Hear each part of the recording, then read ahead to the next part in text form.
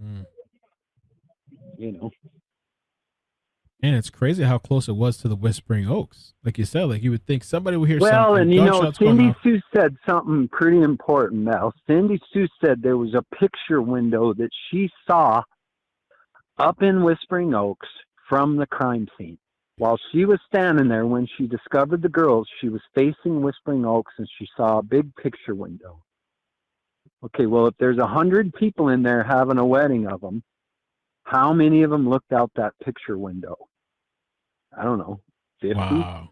So you could How actually many looked see. out that window while it happened? I don't know, maybe one or Hey, two? you guys. Maybe. So, this is Kylen Shulte and her wife, Crystal Turner.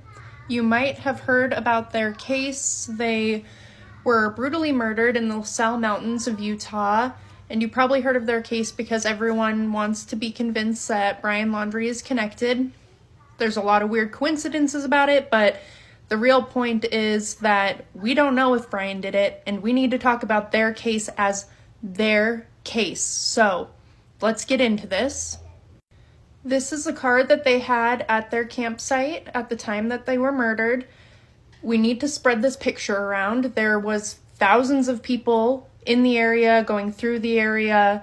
There was a wedding 1/8 of a mile from where the girls were murdered, and there was 100+ people at this wedding. None of them have been questioned. None of them have come forward about hearing screams, gunshots, literally fucking anything. That's odd to me. The police have done practically nothing. Unfortunately, the girls were found by Kylen's boss, bless her heart, because she is the one who went out to go look for them. The police are doing nothing right now, and Kylen's father is the one trying his best to get the word out there, as well as her friends and family. It does not make any sense for no one to have seen anything, no one to have heard anything. It makes no sense. We need to spread this around. We need people to see the car. We need people to see the girls. We need people to talk about this as its own thing, separate from Brian Laundrie, separate from Gabby, God rest her soul. But there is a murderer and rapist out there, and not much is being done about it at all. And by law enforcement, nothing's really being done. My heart goes out to Kylen's family and her dad. And I went to high school with Kylen. I knew Kylen. I care about Kylen very much. She's a wonderful person. She was. Her light was taken way too soon. I can only imagine her wife was a beautiful, wonderful person as well. They deserve justice. Someone raped and murdered them, and they are still out there. Please, please, please talk about this. Please share this video. Please get that picture of their car around. Please, please, please. If you saw anything, if you heard anything, if you have any information, please call the Utah police. Thank you. If you are in Utah, specifically Moab, specifically around the LaSalle Mountains, between August 13th and 18th, please, please, please go into the recesses of your mind.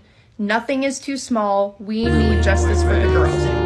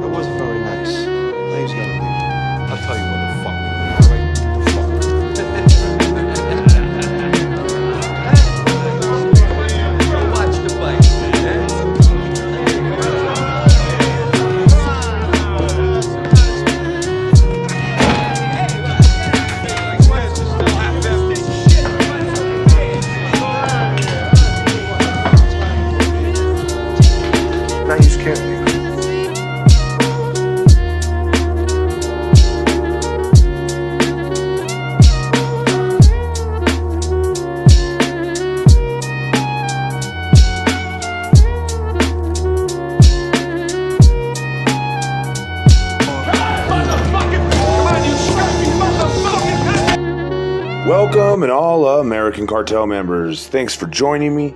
My name is Julio. I am the Theorizing Theorist, and today we're going to jump right on into this double murder of the lesbian couple over here in Moab, Utah. Now, not going to pretend that I remember their names completely, but I think it's Kylen Shulte, and I can't remember the other lady's name or something to that effect. But I'll get it remembered here in a minute. So I haven't really been covering them except for, in regards to Gabby Petito, but now I'm going to put my full attention on trying to flip some rocks, as they say. So I found the wedding that happened on the night of the murder. So we're going to get into that. I found all their pictures, not of the night at least, but of the what do I call it? It's like a website on Minted. So I'll show you all of that. But before we do that, make sure you thank your local content creator by possibly, maybe, if you feel gracious enough to donate, clicking a link down below in the description box. There's a PayPal, Cash App, and Venmo. Gotta ask every video. It's just kind of part of the gig. So yeah. With that said, let's dive in. Like I said, be sure to hit the like button, subscribe, helps the channel out very much. So share this video on social media if you can, or if you want to as well. Helps out almost as much as donating, of course. And comment down below your thoughts and worries and concerns and theories, of course, in regards to all of this and any information you may have. You can also email me, comment down below, and I'll hook you up with my email address. Anyway, Cindy Sue Hunter, an acquaintance who had met Kylen Shulte, that's her name, and her father, and was on the phone with him as she drove to the area on August 18th to search for the couple. She called 911 and deputies discovered Turner's remains nearby. Just down the road from their campsite is the Whispering Oaks Ranch, where a wedding was underway on August 13th. The owner declined to comment and said she did not have any surveillance video that picked up any images or sounds from the night Kylen Shulte and Turner were last seen alive. Now, it's very important, obviously, and you'll see why if you don't already know why, because they probably more than likely did have something as far as video evidence. But anyway, scene of the crime. This is on Reddit. LaSalle Mountains on federal forest land near Moab, Utah.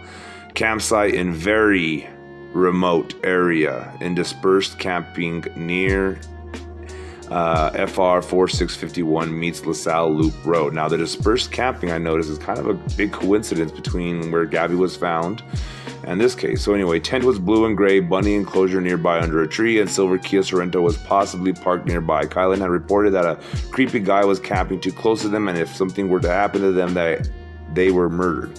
Kylen had spoke with friends about needing to move campsites because of the creepy guy, but it is still unclear if the site they were found murdered was the original campsite or a new one. Campsite is approximately 1/8 of a mile from Whispering Oaks Ranch cabin rentals, where a wedding party was taking place on the weekend the ladies went missing. Both women were found dead August 18th, 2021 due to multiple gunshot wounds. Now, I'm not too familiar on the timelines and all of that, but if you could let me know if it's possible that these ladies, I think they were last seen the 13th or the 12th or the 14th, right around there. So anyway, Whispering Oaks, I looked it up with the dates, and I got this one, events, Devin and Kyle. So not that smooth, not that cool of a way to find it, but hey, not sure if it's already out there even. I looked and I couldn't really find too much info, so who knows. So if you know this already, please forgive me for getting all excited. But yeah, this is the show here. So I'm not going to read any of this. I'll let you pause it if you want to read and see if you find anything. I went through it all kind of and just didn't really notice much. I'll show you what I did notice. Obviously, they were there for 3 days, and there was camping involved, and they even had them contacting the Devon fella to do set up reservations through him, like in a way, like he could help out or something like that. So here is the beautiful couple, and they do look very illuminated, if you ask me. No, I'm just kidding. They just look like normal couple, but a very good looking couple for sure. So don't want to ruin or piss on their bad day. Who knows what really happened or if they caught nothing. What caught my ear was the fact that there was a huge window overlooking right where those girls got killed. So, sacrifice for the event or something. I mean, it doesn't make sense, obviously, because look at these pictures, but that's kind of the point. They're not going to be wearing, the full garb, the Satanist garb. They live everyday normal lives. They just believe in Lucifer, I guess. I don't know, and sacrifice children and eat them sometimes. I don't know. This is all just theory and rumor. But these people, who knows what they're involved with? They're probably just regular old folk that just so happen to coincidentally have a new wedding date for the day that those two girls possibly died. So as you can see there, reach out to Kyle, camping in BLM land. There's a lot of free BLM land there. And I'm going to email them and see if I can't get their information and call them. Maybe you guys would like to do the same. Maybe you guys can get that information and email me. My email is analamericancartel@gmail.com. Now let's check out the rest of this video here of Mel, who I really like and enjoy. Let's just check out the rest of this little interview, some pieces of it, and then I'll bow out here with a typical, and as always, you know the routine. To God be the glory. You know. And it's crazy how close it was to the Whispering Oaks. Like you said, like you would think somebody would hear well, something. And you know, gunshots going Cindy off. Sue said something pretty important, Mel. Cindy Sue said there was a picture window that she saw up in Whispering Oaks from the crime scene. While she was standing there, when she discovered the girls, she was facing Whispering Oaks and she saw a big picture window. Okay, well, if there's 100 people in there having a wedding of them, how many of them looked out that picture window? I don't know, 50? Wow. So you could actually How many see. looked out that window while it happened? I don't know, maybe one or two? Maybe.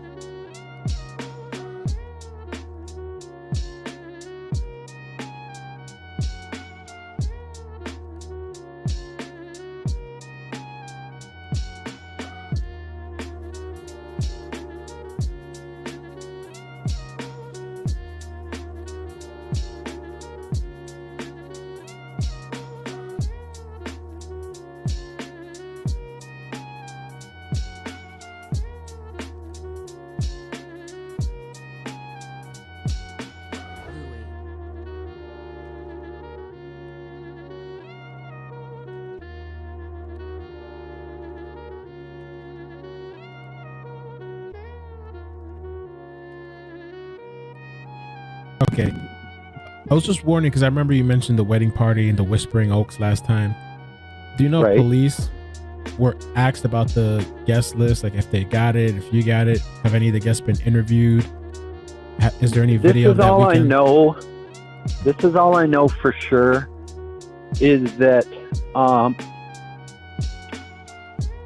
the father of the bride told me he compiled a spreadsheet of where everyone was lodged, which cabins and who was in the lodge. And the father of the bride told me that authorities never came to get that spreadsheet. Okay. Now, the other thing that I find interesting is that the wedding party did not know that the girls were murdered a stone's throw away. I think they were just led to believe it happened up at Warner Lake. So, to me, that's kind of odd. I mean, I know they didn't want to spoil the wedding party and all this and that, but Right. in my opinion, if 100 people were a stone's throw away from where the girls were murdered, those 100 people should be suspects. They should be printed in DNA. I mean, any one of them could have walked from the wedding to the girls' campsite in 2 minutes and then been back in 2 minutes. And so, you know, I think authorities really dropped the ball by not questioning, you know, interrogating, interviewing, printing, DNAing 100 suspects. There was a stone's throw away.